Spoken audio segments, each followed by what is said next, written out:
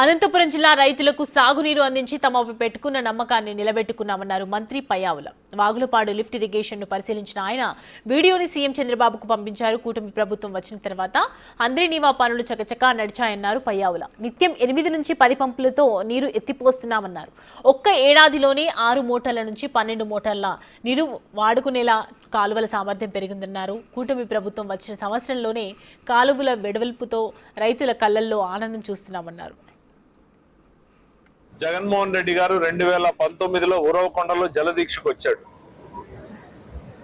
3 నెలల్లో అంద్రినీవా పనులు ప్రారంభిస్తానన్నాడు. 5 సంవత్సరాల్లో గంప మన్ను తీయలేదు. ఇవాళ మీరు కళ్ళెదురుగా చూస్తున్నారు. ఒక్క సంవత్సరంలో మేము పని చేయగలిగాం. ఎందుకోనంటే మాకు మనసుంది. ఈ రైతుల పట్ల, ఈ జిల్లా పట్ల కమిట్మెంట్ ఉంది, చిత్తశుద్ధి ఉంది.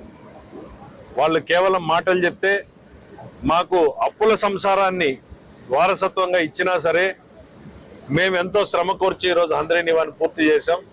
ఈ జిల్లా రైతుల నమ్మకాన్ని వమ్ము కానియకుండా పనిచేస్తామని మరొక్కసారి తెలియజేసుకుంటున్నాం. అట్లానే ఇవాళ వస్తున్నటువంటి నీటితో PABRని నింపుతున్నాం. మొత్తం జిల్లాకు నీటిని తీసుకొచ్చే ప్రయత్నం, వ్యవస్థలో ఎక్కడ తక్కువైతే అక్కడ వాడుకునేటట్టు PABR తీసుకొచ్చి తుంగభద్రలో 10 TMCలు మనకు షార్టేజ్ పడుతున్నాయి. ఎంత మేరకు వీలైతే అంత మేరకు వాటిని కూడా కవర్ చేసే రకంగా తీసుకెళ్తున్నాం.